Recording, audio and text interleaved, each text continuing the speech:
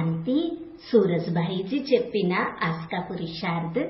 బాబా తన మహనీయ ఆత్మలను ఎన్నుకొని ఈ ప్రపంచమును మరలా దైవీ యుగముగా పరివర్తన చేసే మహనీయ కార్యము మనందరికీ అప్పగించారు.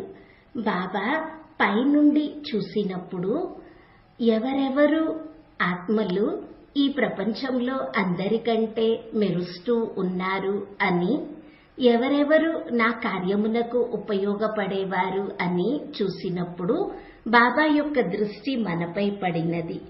బాబా చూశారు, ప్రపంచంలో ఈ ఆత్మల మెరుపే ఎంతో ఎక్కువగా ఉన్నది. వీరే నాకు ఉపయోగపడేవారు, కల్పపూర్వము కూడా వీరే నాకు సహాయం చేశారు అని. అలాగే ఇప్పుడు కూడా తన మహనీయ కార్యముల కోసము మనల్ని నిమిత్తంగా చేశారు. మనలో యోగ్యతలు, శక్తులు, కళలు, గుణాలు, సంపదలు అన్నీ నింపారు. అప్పుడు మనము బాబా యొక్క కార్యంలో పూర్తిగా సహయోగిగా అవ్వగలుగుతాము అని. ఎంత గొప్ప భాగ్యం యొక్క విషయము ఇది.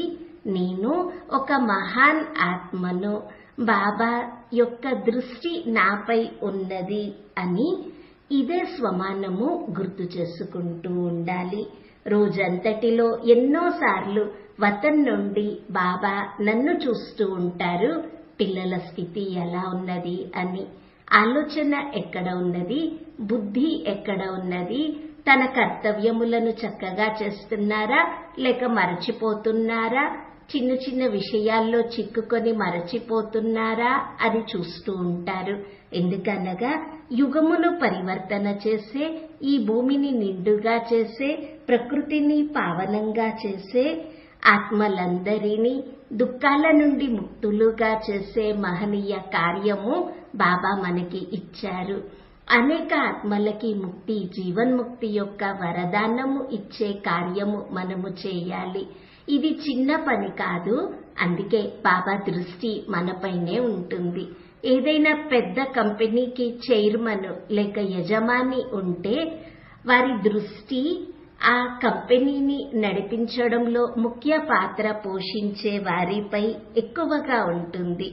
అధికారులు, మేనేజర్స్, ఎండి అటువంటి వారిపై విశేష దృష్టి ఉంటుంది.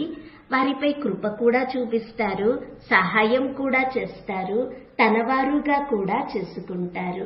అదేవిధంగా భగవంతుని దృష్టి మనపై ఉంటుంది. బాబా మనకి ఎంతగానో ప్రేమను ఇస్తారు, ఎల్లప్పుడూ సహాయము చేస్తారు. మనము ఈ విషయము మరచిపోకూడదు. సహాయం చేయుటకు బాబా సదా సిద్ధంగా ఉంటారు. అందుకే బాబా చెప్తారు, బాబా ఈ పిల్లలు 1000 భుజాలు కలిగిన తండ్రి వద్దకు రాకుండా 2 భుజాలు గల పిల్లల వద్దకి వెళ్తూ ఉంటే అప్పుడు అనుకుంటారు, ఆలోచిస్తారు, ఈ పిల్లల గురించి ఏమనాలి అని.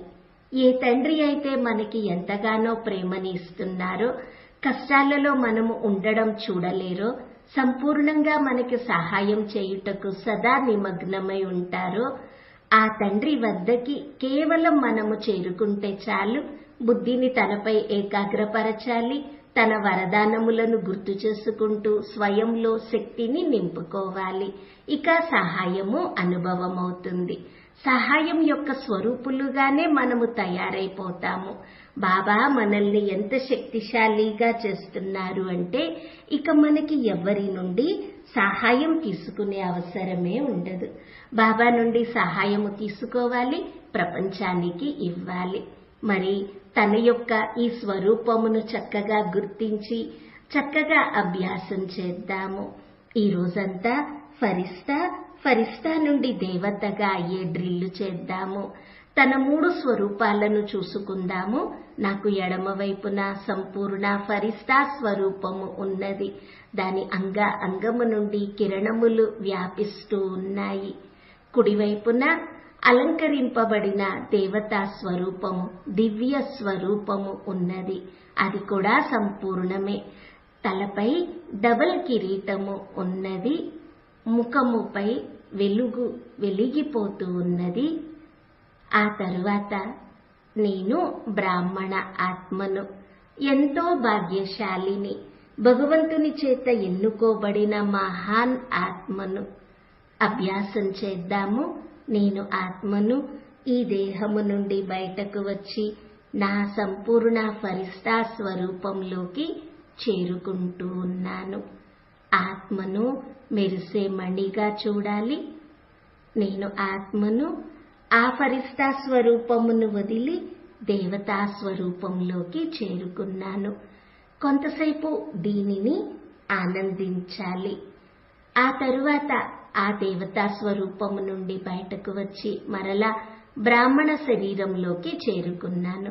ఇలా ఈ 3 స్వరూపాలలోకి కనీసం 5 సార్లైనా తిరుగుతూ ఉంటే ఎంతో ఆనందము కలుగుతుంది.